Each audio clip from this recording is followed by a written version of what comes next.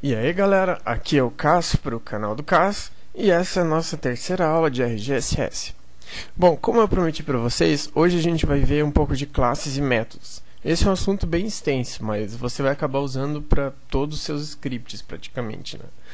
Então eu vou começar com uma pequena introdução à programação orientada a objetos, que é o tipo de programação da linguagem Ruby.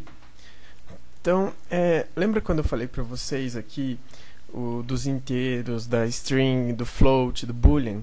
Então, tudo aquilo são objetos. Aliás, a string, inteiro, boolean, float e outras coisas assim são classes. E o que você digita, aliás, o que você cria em si, cada um é um objeto. Por exemplo, eu vou definir três textos. Texto texto igual LOL, vamos ver, nome igual cas e qualquer coisa igual um espaço em branco. O que vocês podem ver aqui? Eu tenho LOL, cas e um espaço em branco.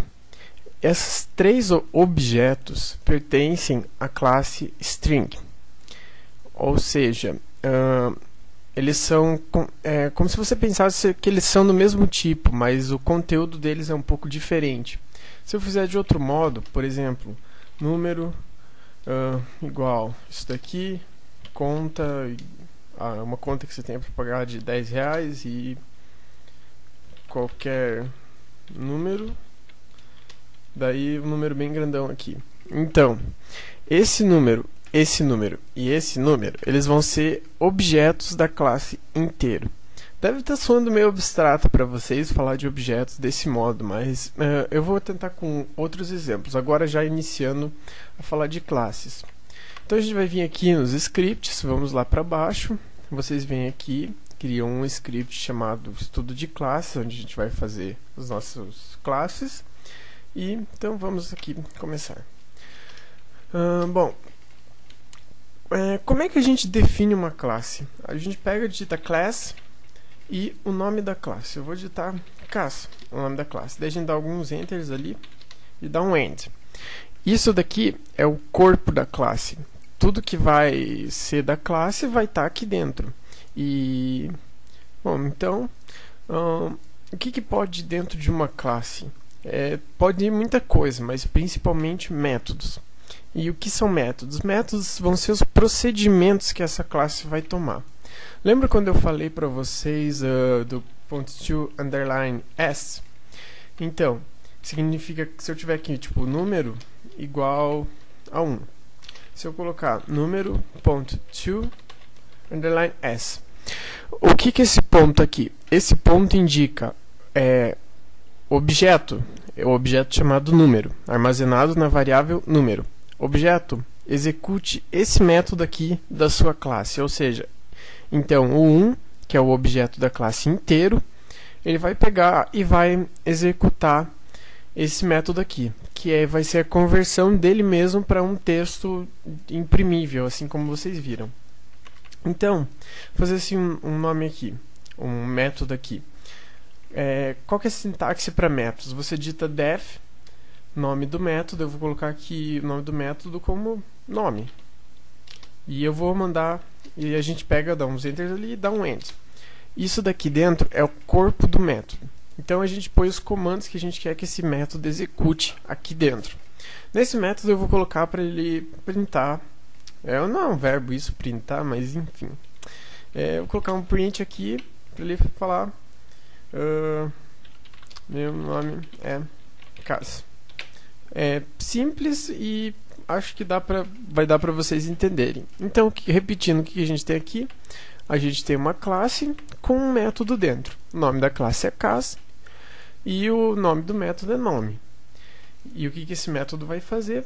Ele vai executar esse comando aqui, print meu nome é Cássio. Hoje, se a gente quiser estender um pouco o método, a gente vai pôr assim, texto igual meu nome é Cássio e print texto. Pronto, o nosso método dá um pouquinho maior, só para encher um pouco de linguiça. Então tá, a gente já tem uma classe, mas como é que a gente cria um objeto dessa classe? Bom, os tipos primitivos, como vocês viram na aula passada, eles são criados sempre como você definindo, tipo var igual a 1, igual a sei lá o que, igual a 1.0, ou qualquer coisa assim, ou igual a true ou false, que são os tipos primitivos. Mas os outros tipos que você define, as outras classes, você vai usar sempre o nome da classe, que no caso é class.new. O que significa assim? A variável vai chegar e vai dizer para o sistema: ei, sistema, me dá um objeto dessa classe aqui. Aí o sistema vai pegar, vai criar um novo objeto dessa classe e vai dar para essa variável armazenar. Então a gente já tem um objeto armazenado aqui dentro da variável.